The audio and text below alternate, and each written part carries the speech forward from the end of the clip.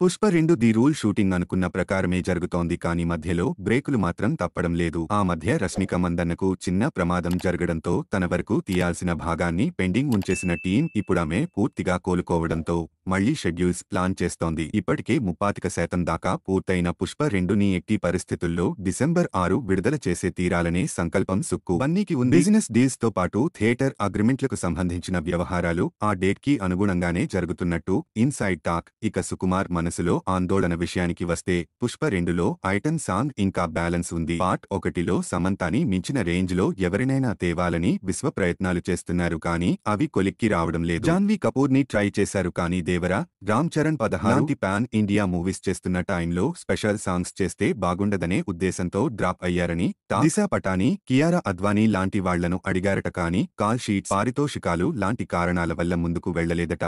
Final గా ఎవరు వస్తారనేది అంతుచిక్కని ప్రశ్నగా మారింది.